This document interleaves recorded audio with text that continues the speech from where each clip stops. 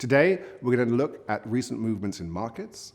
We're then going to cover our preferred investment regions of Japan and Europe, and then we're going to focus on the US earnings season.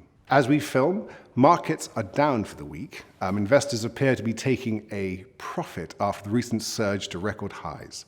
A lot of that's to do with them waiting to have more detail from President Trump on his fiscal stimulus.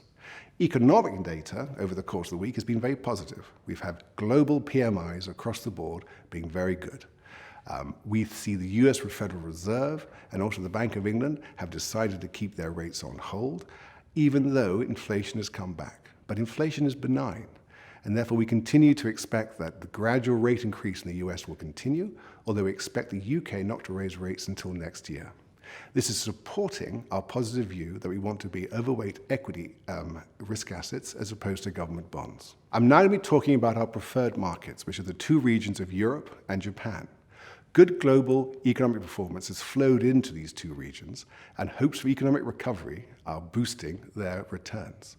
If you look at the Eurozone, the gross domestic product for 2016 came in at 1.8%. This was higher than the US growth rate of 1.6%. And in Japan last Tuesday, the Bank of Japan spoke about how their economic stimulus was having a positive effect, a combination of monetary policy, fiscal stimulus, as well as a recent slide in the yen. Now, valuations in Europe and Japan are still attractive. And within a typical TPS balanced portfolio, we will have 6.5% allocated to Europe, both through individual stocks and through funds. And in Japan, we'll have about 4% allocated through third-party funds. Our third topic is the US earnings seasons. So far, half of US companies have reported, and 70% of them have beaten expectations. This is in line with historical averages.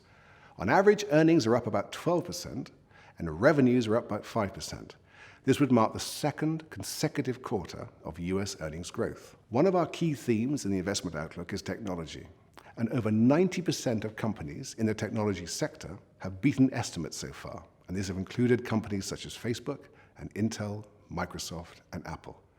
Now, while we see US markets in general as being expensive, we do favor the technology sector.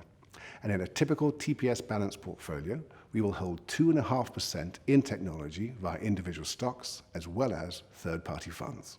In summary, markets have just come off from their January highs, although we do see good economic data flowing through specifically into our preferred markets of Japan and Europe.